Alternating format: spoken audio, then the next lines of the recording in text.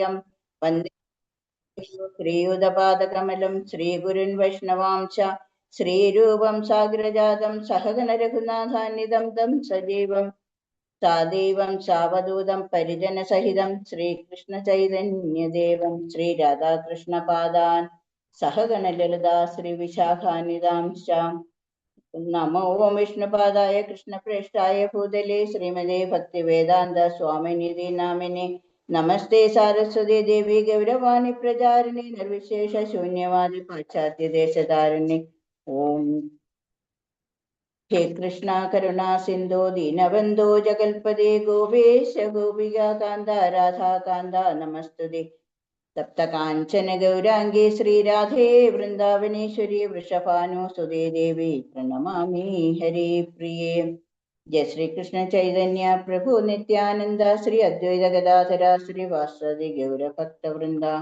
हरे कृष्ण कृष्ण कृष्ण हरे हरे हरे राम राम राम हरे हरे हरि ओम ओम അധ്യായം 9 രാജവിദ്യ രാജഗുഹ്യ യോഗം ശ്ലോകം 9ഉം 10ഉമാണ് ഇന്ന് നമ്മൾ പാരായണം ചെയ്യുന്നത്. ശ്ലോകം 9 ന ചാമാം താനി കർമാണി നിബധ്യന്തി ധനഞ്ജയ ഉദാസീന അസക്തം തേഷു കർമ്മസു ന ചാം മാം തേനി കർമാണി നിബധ്യന്തി ധനഞ്ജയ ഉദാസീന അസക്തം തേഷു കർമ്മസു ന ചാമാം താനി കർമാണി നിബധ്യന്തി ധനഞ്ജയ ഉദാസീന അസക്തം തേഷു കർമ്മസു. ധനഞ്ജയ, ഹേ ധനഞ്ജയ, തേഷു കർമ്മസു, ആ കർമ്മങ്ങളിൽ ആസക്തനായി ഉദാസീനനെ പോലെ അസിനം സ്ഥിതി ചെയ്യുന്ന മാം എന്നെ താനി കർമാണി ആ കർമ്മങ്ങൾ ബന്ധിക്കുന്നില്ല. ധനഞ്ജയ, ഈ കർമ്മങ്ങൾക്കൊന്നും തന്നെ എന്നെ ബന്ധിക്കുവാൻ കഴിയില്ല. ഒരു ഭൗതിക പ്രവർത്തനങ്ങളോടും ബന്ധപ്പെടാതെ ഉദാസീനനെ പോലെ സ്ഥിതി ചെയ്യുകയാണ് ഞാൻ. ഭാവാർത്ഥം ശ്രീല പ്രഭുപാദർക്ക് ജയ്. ഭഗവാന് യാതൊരു പ്രവൃത്തിയുമില്ലെന്ന് ഇതുകൊണ്ട് തെറ്റിദ്ധരിക്കരുത്. അദ്ദേഹം ആധ്യാത്മിക ലോകത്തിൽ നിരന്തരം പ്രവർത്തിച്ചുകൊണ്ടിരിക്കുന്നു. ആത്മാരാമസ്യ തസ്യാസ്തി പ്രകൃത്യ ന സമാഗമ ബ്രഹ്മസംഹിതയിലെ 5-6 ശ്ലോകത്തിൽ പറയുന്നുണ്ട്. അദ്ദേഹം എപ്പോഴും ശാശ്വതവും ആനന്ദാത്മകവുമായ ആധ്യാത്മിക പ്രവർത്തനങ്ങളിൽ ഏർപ്പെട്ടിരിക്കുന്നു. ഭൗതിക കർമ്മങ്ങളുമായി യാതൊരു ബന്ധവുമില്ല. തന്റെ വിവിധ ശക്തികളാലാണ് ഭൗതിക കർമ്മങ്ങൾ നിർവഹിക്കുന്നത്. സൃഷ്ടിയിലെ ഭൗതിക ക്രിയകളിൽ ഉദാസീനനാണ് അദ്ദേഹം. ഉദാസീനവത എന്ന വാക്ക് ഈ ഉപേക്ഷാഭാവത്തെ കുറിക്കുന്നു. പ്രകൃതി പ്രക്രിയകളുടെ ഓരോ സൂക്ഷ്മ അംശവും അദ്ദേഹത്തിന് അധീനമാണെങ്കിലും ഉദാസീനനെ പോലെയാണ് ഭഗവാന്റെ നില. ന്യായാസ്ഥനായ ഒരു ഹൈക്കോടതി ജഡ്ജിയെ ഉദാഹരണമായി എടുക്കാം. തന്റെ കൽപ്പന പ്രകാരം പലതും സംഭവിക്കുന്നു. ഒരാളെ തൂക്കിക്കൊല്ലുന്നു, മറ്റൊരാളെ തടവിലിടുന്നു, ഇനിയും ഒരാൾക്ക് എമ്പാടും ധനം കിട്ടുന്നു. എങ്കിലും ജഡ്ജി ഇതിലെല്ലാം ഉദാസീനനാണ്. ആ ലാഭനഷ്ടങ്ങളൊന്നും അദ്ദേഹത്തെ ബാധിക്കുന്നില്ല. അതേ വിധമത്രേ ഭഗവാന്റെ സ്ഥിതിയും. പക്ഷേ ഏതൊരു കർമ്മ മേഖലയിലും അദ്ദേഹത്തിന്റെ കൈ എത്തുന്നുണ്ട്. വൈഷമ്യ നൈഖർണ്യേന ഇത് വേദസൂക്തത്തിൽ പറയുന്നുണ്ട്. ഭൗതിക ലോകത്തിലെ ദ്വന്ദ്ങ്ങളിലല്ല അവയ്ക്കതീതനാണ് അദ്ദേഹം വർത്തിക്കുന്നത്. ഇതിന്റെ സൃഷ്ടി സംഹാരങ്ങളോട് താൻ ബന്ധപ്പെടുന്നതുമില്ല. ജീവാത്മാക്കൾ താങ്കളുടെ മുൻ കർമ്മങ്ങൾക്കനുസരിച്ച് വ്യത്യസ്ത ജീവഗണങ്ങളിൽ പിറവിയെടുക്കുന്നു. ഇക്കാര്യത്തിൽ ഭഗവാൻ ഒരിക്കലും ഇടപെടാറില്ല. ഹരേ കൃഷ്ണ. ശ്ലോകം 10 മയ്യധ്യക്ഷേണ പ്രകൃതി സുയദേശ ചരാചരം ഹേതുനാനീന കൗന്ദേയ ജഗദ്വിപരീത വർത്തതേ. മയ്യധ്യക്ഷേണ പ്രകൃതി സുയദേശ ചരാചരം ഹേതുനാനീന കൗന്ദേയ ജഗദ്വിപരീവർത്തതേ. മയ്യധ്യക്ഷേണ പ്രകൃതി സുയതേ സചരാചരം ഹേതുനേനേന കൗന്ദേയ ജഗത് വിപരീത വർത്തതേ. അധ്യക്ഷനായ അഥവാ അധിഷ്ഠാവായ മായ എന്നാൽ അഥവാ ഞാൻ നിമിത്തം പ്രകൃതി ചരാചരം ചരാചരാത്മകമായ അഥവാ വിശ്വത്തെ സുയതെ സൃഷ്ടിക്കുന്നു. അനേന ഹേതുന ആ ഹേതുവാൽ ഹേ കൗന്ദേയ ജഗത് വിപരിവർത്തതെ പ്രവർത്തിക്കുന്നു. അല്ലയോ കുന്തിപുത്ര, എന്റെ ശക്തിവിശേഷങ്ങളിലൊന്നായ ഈ ഭൗതിക പ്രകൃതി എന്റെ നിർദ്ദേശമനുസരിച്ച് ചരാചരങ്ങളെയെല്ലാം സൃഷ്ടിക്കുന്നു. ഈ നിയമമനുസരിച്ച് വീണ്ടും വീണ്ടും പ്രപഞ്ചം സൃഷ്ടിക്കപ്പെടുകയും സംഹരിക്കപ്പെടുകയും ചെയ്യുന്നു. ഭാവാർത്ഥം ശ്രീല പ്രഭുപാദർ കി ജയ്. ഭൗതിക ലോകത്തിന്റെ പ്രവർത്തനങ്ങളിൽ നിന്ന് എല്ലാം അകന്ന് ഭഗവാൻ സ്ഥിതി ചെയ്യുന്നുവെങ്കിലും അവയുടെ ആത്യന്തികമായ നിയന്ത്രണം അദ്ദേഹത്തിൻ്റെതാണെന്ന് ഇവിടെ സ്പഷ്ടമാക്കുന്നു. ഭൗതിക ലോകത്തിന്റെ പശ്ചാത്തലവും അതിന് പിന്നിലുള്ള ഇച്ഛാശക്തിയുമത്രേ ഭഗവാൻ. ഭരണ ചുമതല ഭൗതിക പ്രകൃതിയുടേതും വിഭിന്ന ആകൃതികളിൽ വിവിധ വർഗങ്ങളിൽ പിറക്കുന്ന ജീവാത്മാക്കളുടെയുമെല്ലാം പിതാവാണ് ഞാൻ എന്ന് കൃഷ്ണൻ ഭഗവത്ഗീതയിൽ പറയുന്നുണ്ട്. പിതാവാണ് മാതൃഗർഭത്തിൽ കുട്ടിയായി വളരേണ്ടുന്ന ബീജങ്ങൾ നിക്ഷേപിക്കുന്നത്. ഭഗവാനാകട്ടെ കടാക്ഷ മാത്രത്താൽ പ്രകൃതി ഗർഭത്തിൽ സർവ ജീവജാലങ്ങളുടെയും ബീജാവാപം ചെയ്യുന്നു. താൻ മുൻ ജന്മത്തിലെ ആഗ്രഹങ്ങൾക്കും പ്രവർത്തികൾക്കും അനുസരിച്ചായിരിക്കും അവയോരോന്നും ഓരോ വർഗത്തിലും ആകൃതിയിലും പിറക്കുന്നത്. ഭഗവൻ കടാക്ഷത്തിൽ നിന്ന് ഉളവായവയാണെങ്കിലും മുൻ ജന്മത്തിലെ ആഗ്രഹവും കർമ്മവും അനുസരിച്ച് ആ ജീവാത്മാക്കൾ വിഭിന്ന ആകൃതികളിൽ ജനിക്കുന്നു. ആ നിലയ്ക്ക് ഈ പ്രകൃതി സൃഷ്ടിയിൽ ഭഗവാൻ നേരിട്ടിടപെടുന്നില്ല, പ്രകൃതിയെ കടാക്ഷിക്കുക മാത്രം ചെയ്യുന്നു. പ്രകൃതി ഇങ്ങനെ പ്രചോദിതനാവുമ്പോൾ ചരാചരങ്ങളെല്ലാം ക്ഷണേന സൃഷ്ടിക്കപ്പെടുകയാണ്. ഭൗതിക പ്രപഞ്ചത്തെ കടാക്ഷിക്കുക എന്നത് ഭഗവാന്റെ ഭാഗത്തു നിന്നുള്ള ഒരു പ്രവർത്തനം തന്നെയാണെന്ന് സംശയരഹിതമായി പറയാവുന്നതാണ്. എങ്കിലും പ്രപഞ്ച ആവിർഭാവത്തോട് അദ്ദേഹം നേരിട്ട് ബന്ധപ്പെട്ടിട്ടില്ല. സ്മൃതിയിൽ ഇതിനൊരു ഉദാഹരണം പറഞ്ഞിട്ടുണ്ട്. ഒരാളുടെ മുന്നിൽ സുരഭിലമായൊരു പൂവ് ഇരിക്കുന്നു. ആ പൂവും അയാളുമായി ഒരു വിധത്തിലും ബന്ധപ്പെട്ടിട്ടില്ലെങ്കിലും തൻ്റെ ഘ്രാണശക്തി അതിൻ്റെ ഗന്ധത്തെ അറിയുന്നുണ്ട്. ആ ഘ്രാണശക്തിയും പൂവും വ്യത്യസ്തങ്ങളുമാണ്. അത്തരമൊരു ബന്ധമത്രേ ഭൗതിക പ്രപഞ്ചത്തിന് ഭഗവാനോടുള്ളത്. അദ്ദേഹത്തിന് പ്രപഞ്ച സംഘമില്ല, എങ്കിലും ആജ്ഞ കൊണ്ട് കടാക്ഷ മാത്രത്താൽ സൃഷ്ടിക്കുന്നു. ചുരുക്കത്തിൽ ഭൗതിക പ്രകൃതിയിലേക്ക് ഭഗവതാജ്ഞ അനുസരണയല്ലാതെ ഒന്നും ചെയ്യാൻ സാധ്യമല്ല. എന്നാലും അദ്ദേഹം ഭൗതിക പ്രവർത്തനങ്ങൾക്ക് അതീതനാണ്. ഹരേ കൃഷ്ണ പ്രഭു. അതേ മാതാജി, കണ്ടന്റ് പറഞ്ഞോളൂ.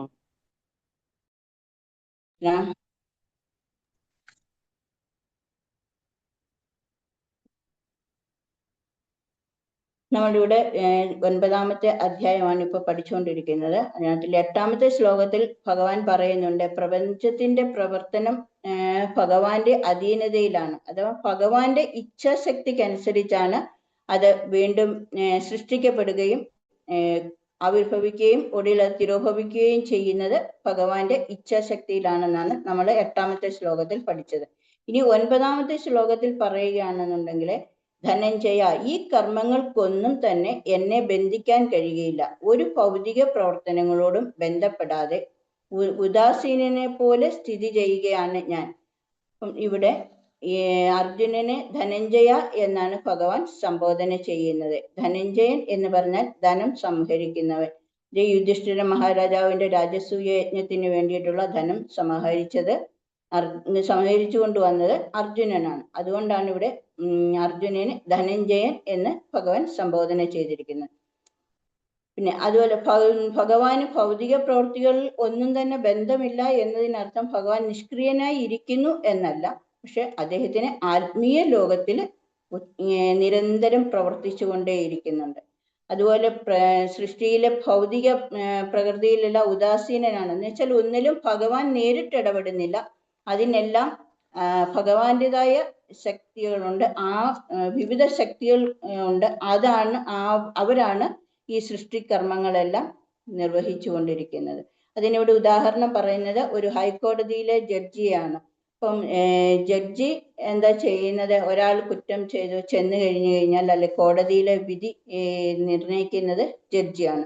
അപ്പം ഓരോരുത്തർ ചെയ്യുന്ന കുറ്റത്തിന്റെ അളവും അതിന്റെ മുന്നിൽ കൊണ്ടുവന്ന് പ്രസന്റ് ചെയ്യുന്ന എന്താ പറയുക കുറ്റപത്രം സമർപ്പിക്കുന്നതിന്റെ അടിസ്ഥാനത്തിലാണ് ജഡ്ജി അവിടെ ഇരുന്നിട്ട് വിധികൾ പ്രസ്താവിക്കുന്നത്. അത് ഒരാൾക്ക് ചിലപ്പം തൂക്കുകയർ കൊടുത്തിരുന്നിരിക്കും, ചിലർക്ക് കാരാഗ്രഹവാസമായിരിക്കും. അങ്ങനെ പല പല ശിക്ഷകൾ കൊടുക്കുന്നുണ്ട്. പക്ഷെ ഇതിലൊന്നും ജഡ്ജിക്ക് യാതൊരു ബന്ധവുമില്ല. കാരണം മുന്നിൽ വരുന്ന ഒരു കുറ്റപത്രത്തിന്റെ അടിസ്ഥാനത്തിൽ വിധി നിർണയിക്കുന്നു എന്ന് മാത്രമേ ഉള്ളൂ. ഇത് തന്നെയാണ് ഭഗവാനും ചെയ്യുന്നത്. കാരണം സൃഷ്ടികർമ്മങ്ങളിലൊന്നും ഭഗവാന് യാതൊരു ബന്ധവുമില്ല. ഭഗവാൻ ഇതിനെല്ലാം സാക്ഷിയായിട്ട് നിന്നുകൊണ്ട് സൃഷ്ടികൾ നടത്തുന്നത്. അതും ഭഗവാന്റെ കടാക്ഷ മാത്രയിലാണ് ഇങ്ങനെയുള്ള സൃഷ്ടികളെല്ലാം നടക്കുന്നത്. അത് ഓരോരുത്തരുടെയും മുൻജന്മ കർമ്മഫലങ്ങൾ അനുസരിച്ചായിരിക്കും നമ്മൾ ഓരോ വ്യത്യസ്തമായ ഗണങ്ങളിൽ വന്ന് അല്ലെങ്കിൽ വ്യത്യസ്തമായ ജീവിഗണങ്ങളിൽ വന്ന് നമ്മൾ ജനിക്കുന്നത്. നേരത്തെ നമ്മൾ പറഞ്ഞു, പ്രളയകാലത്ത് പോലും നേരത്തെ ഉള്ള ഈ ആത്മാവിന്റെ ആ ഒരു വാസന അല്ലെന്നുണ്ടെങ്കിൽ ആഗ്രഹങ്ങൾ ഇതൊന്നും തന്നെ നഷ്ടമാകുന്നില്ല. അതെല്ലാം അടുത്ത ഒരു ജന്മം നമ്മൾ എടുക്കുന്ന സമയത്തും അതിലൂടെ മുന്നോട്ട് ഇതേ വാസനകളൊക്കെ ആ ആത്മാവിനും കാണുന്നുണ്ട്. അതിനുള്ള ഉദാഹരണം നമ്മൾ ഈ കർമ്മങ്ങളെല്ലാം ഭഗവാൻ ചെയ്യുന്നുണ്ട് എങ്കിൽ പോലും ഇതിനൊന്നും ഭഗവാൻ ബന്ധപ്പെടുന്നില്ല. നമ്മളുടെ ഒരു ബോധം വേണം. കാരണം ഇതെല്ലാം ഭഗവാൻ കാണുന്നുണ്ട് അല്ലെങ്കിൽ ഇതെല്ലാം ഭഗവാൻ അറിയാം എന്നൊരു ബോധ്യം എപ്പോഴും നമ്മൾക്ക് വേണം. അപ്പൊ നമ്മൾ തെറ്റുകൾ ചെയ്യാൻ മുതിരരുത്. കാരണം ഇത് എപ്പോഴും മനസ്സിലാക്കി ഇതിന്റെ എല്ലാം കണക്കുകൾ ഇപ്പൊ നമ്മൾക്ക് മനുഷ്യരെ നമുക്ക് കുറച്ചു നേരത്തേക്ക് അല്ലെങ്കിൽ മറച്ചു വെക്കാൻ സാധിക്കുമായിരിക്കും, അല്ലെ അവരുടെ കണ്ണ് നമുക്ക് വെട്ടിക്കാൻ പറ്റുമായിരിക്കും. പക്ഷെ ഭഗവാന്റെ കണ്ണിൽ എപ്പോഴും നമ്മളിങ്ങനെ എന്താ പറയണ്ട ഓരോ കണക്കുകളും അവിടെ ഇങ്ങനെ എഴുതപ്പെട്ടുകൊണ്ടിരിക്കുകയാണ്. ഈ ഒരു ബോധം എല്ലാവരിലും വേണം. കാരണം നമ്മൾ കൃഷ്ണാവബോധത്തിൽ വരുമ്പോഴെങ്കിലും നമ്മളുടെ തെറ്റുകൾ ഓരോന്നോരോന്നായിട്ട് നമ്മൾ മനസ്സിലാക്കി അതെല്ലാം മാറ്റിയിട്ട് നമ്മൾ നാമം ജപിച്ച് നമ്മുടെ പാപകർമ്മങ്ങൾ കുറച്ച് അടുത്ത ഒരു ജന്മം അത് നമ്മളുടെ ചിന്ത എന്തായിരിക്കണം? നമ്മുടെ ഭൗതികമായ ചിന്തകളെല്ലാം മാറ്റി വെച്ചിട്ട് നമുക്ക് ഭഗവത് പാദം പോകണം എന്നുള്ള, അല്ലെങ്കിൽ ഇനി ഒരു ജന്മം എടുക്കുകയാണെങ്കിൽ പോലും നല്ല ഒരു ആത്മാവായിട്ട് വരാൻ വേണ്ടിയിട്ടുള്ള പ്രാർത്ഥനയായിരിക്കണം നമ്മൾ ഓരോരുത്തരും ചെയ്യേണ്ടത്. അതാണ് നമുക്ക് 9ാമത്തെ ശ്ലോകത്തിൽ നിന്ന് മനസ്സിലായത്. ഇനി 10ാമത്തെ ശ്ലോകത്തിൽ പറയുന്നു, അല്ലയോ കുന്തിപുത്ര, എന്റെ ശക്തി വിശേഷണങ്ങളിൽ ഒന്നായ ഈ ഭൗതിക പ്രകൃതി എന്റെ നിർദ്ദേശം അനുസരിച്ച് ചരാചരങ്ങളെ എല്ലാം സൃഷ്ടിക്കുന്നു. ഈ നിയമം അനുസരിച്ച് വീണ്ടും വീണ്ടും പ്രപഞ്ചം സൃഷ്ടിക്കപ്പെടുകയും സംഹരിക്കപ്പെടുകയും ചെയ്യുന്നു. അപ്പം എന്റെ ശക്തിവിശേഷങ്ങളിൽ ഒന്നായ എന്ന് പറഞ്ഞു. അപ്പം ഒരു പ്രപഞ്ചം സൃഷ്ടിക്കുന്നതും നമുക്ക് മനസ്സിലാക്കാം. ഒരു പല പല സൃഷ്ടികളിൽ ഒരു സൃഷ്ടി മാത്രമാണ് ഭഗവാന്റെ ഭൗതിക പ്രകൃതി എന്നുള്ളത്. ഭഗവാന്റെ കർണോദകശായി വിഷ്ണുവിന്റെ ഗർഭോദകശായി വിഷ്ണുവിന്റെ അതിനുള്ള ഇതൊക്കെ നമ്മൾ കഴിഞ്ഞ ശ്ലോകങ്ങളിൽ മനസ്സിലാക്കിയതാണ്. അപ്പം ഭഗവാന്റെ ഓരോ ഉച്ഛ്വാസങ്ങളിൽ നിന്നാണ് ഓരോ ബ്രഹ്മാണ്ടങ്ങൾ ഇങ്ങനെ രൂപപ്പെട്ടുകൊണ്ടിരിക്കുന്നത്. ഇത് ഭൗതിക പ്രവർത്തനങ്ങളിൽ ഒന്നും തന്നെ ഭഗവാൻ ഇടപെടുന്നില്ല എന്ന് നേരത്തെയും പറയുന്നുണ്ട്. അപ്പം പക്ഷെ അതിന്റെ എല്ലാം നിയന്ത്രണം ആരുടെ കയ്യിലാണ്? ഭഗവാന്റെ കയ്യിലാണ്. ഭഗവാനാണ് അതിനെ ഓരോന്നിനെയും നിയന്ത്രിച്ച് ഗ്രഹങ്ങളെ ആയാലും മറ്റുള്ള ഭൗതിക ശക്തികളെ എല്ലാം സൃഷ്ടിക്കുന്നുണ്ടെങ്കിൽ പോലും അതിൻ്റെതായ ശക്തിയിൽ മുന്നോട്ട് പോകുന്നു. പക്ഷെ ഇതെല്ലാം നിയന്ത്രിച്ചു കൊണ്ട് പോകുന്നത് ഭഗവാനാണ്. അതുപോലെ തന്നെ വീണ്ടും ഇതിനകത്തിൽ പറയുന്നുണ്ട്, നമ്മൾ ഭഗവാന്റെ ഒരു കടാക്ഷമാത്രയിൽ സൃഷ്ടിക്കപ്പെടുന്ന നമ്മൾ ഈ ജീവാത്മാക്കൾ പോലും നമ്മുടെ മുൻജന്മ കർമ്മം നമ്മൾ എന്ത് ചെയ്തിട്ടാണോ ഈ ഭൂമിയിൽ നിന്ന് പോയിട്ടുള്ളത്, നമ്മുടെ ആത്മാവ് കടന്നു പോയിട്ടുള്ളത്, അതേ കർമ്മ ഫലമനുസരിച്ചാണ് നമുക്ക് വീണ്ടും ജന്മങ്ങൾ കിട്ടുകയും അത് ഭഗവാന്റെ ഒരു എന്താ പറയണ്ടേ ഇതെന്ന് കഴിവെന്ന് പറഞ്ഞു കഴിഞ്ഞാൽ ഒരാളെ പോലെ ഒരിക്കലും മറ്റൊരാൾ ഇല്ല, ഇല്ലേ? നമ്മൾ ഈ പ്രപഞ്ചത്തിൽ നമ്മൾ ഈ സൃഷ്ടിയിൽ നോക്കിക്കഴിഞ്ഞു കഴിഞ്ഞാൽ ഓരോന്നും വ്യത്യസ്തമാണ്. ഇപ്പൊ മനുഷ്യരിൽ തന്നെ ആണെന്നുണ്ടെങ്കിൽ ഒരാളെ പോലെ പറയുന്നുണ്ട് 7 പേരുണ്ടെന്ന്, പക്ഷെ അത്രയും ഒന്നും നമുക്ക് പറയാൻ പറ്റത്തില്ല. ഒരു കുടുംബങ്ങളിൽ പോലും എല്ലാവരിലും വ്യത്യസ്തമായ രൂപങ്ങളായിരിക്കും ഉണ്ടായിരിക്കുന്നത്. അതുപോലെ എല്ലാ ജീവജാലങ്ങളിലും നമുക്കറിയാം 84 ലക്ഷം ജീവയോനികളിൽ വരുന്ന എല്ലാ ജീവജാലങ്ങൾക്കും വ്യത്യസ്തമായ രൂപങ്ങളായിരിക്കും ഉണ്ടായിരിക്കുന്നത്. ഇതിനെക്കുറിച്ചൊക്കെ സ്മൃതിയിലും ഉദാഹരണം പറഞ്ഞിട്ടുണ്ട്. കാരണം ഒരാളുടെ മുന്നിൽ ഒരു പുഷ്പം കൊണ്ടുവച്ച് കഴിഞ്ഞു കഴിഞ്ഞാൽ ആ പുഷ്പവും അയാളുമായി യാതൊരു ബന്ധവുമില്ല, പക്ഷെ അതിന്റെ ആ ഒരു അയാളുടെ ഘ്രാണശക്തിയാൽ അതിന്റെ സുഗന്ധം മനസ്സിലാകുന്നുണ്ട്.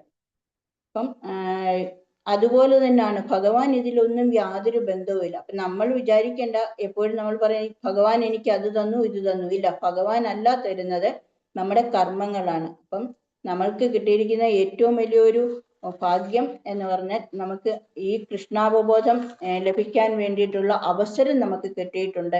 അപ്പോൾ ആ അവസരം ഉപയോഗിച്ച് നമ്മൾ മാക്സിമം നമ്മുടെ കർമ്മ ബന്ധങ്ങളെ ഒഴിവാക്കാനായിട്ട് ഹരേ കൃഷ്ണ മഹാമന്ത്രം ജപിച്ചുകൊണ്ട് നമുക്ക് മുന്നോട്ട് പോകാം.